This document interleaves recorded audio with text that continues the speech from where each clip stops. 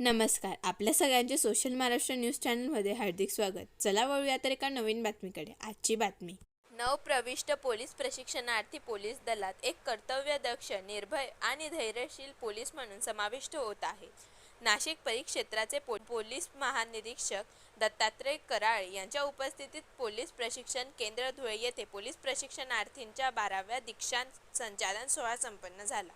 सत्र क्रमांक 12 मधील 645 नवप्रविष्ट पोलीस प्रशिक्षणार्थींचा दीक्षांत समारंभ पार पडला. या दीक्षांत समारंभाला प्रशिक्षणार्थ पोलिसांनी परेड, निरीक्षण ध्वज, टोळीचे आगमन तसेच शपथ दीक्षांत संचालन परेड करण्यात आली.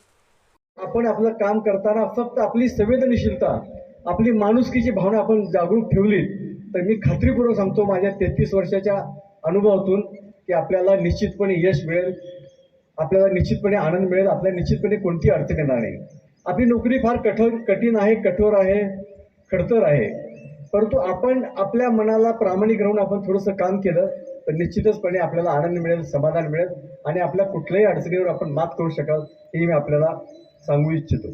त्या जगामध्ये कम्युनिटी पोलिसिंग हा एक अतिशय महत्त्वाचा घटक आहे.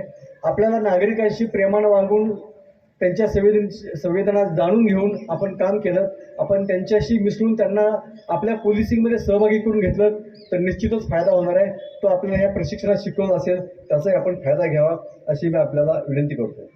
मित्रांनो, खात्यामध्ये काम करताना आपल्याला सर्व स्तरातील सगळ्या प्रकारचे लोक, अतिशय गरीबातले गरीब, अतिशय श्रीमंतातले श्रीमंत, अतिशय सुशिक्षित, अतिशय अडाणी अशा सर्व स्तरातल्या लोकांना भेटण्याची, त्यांच्यासोबत इंटरॅक्ट करण्याची संधी मिळते.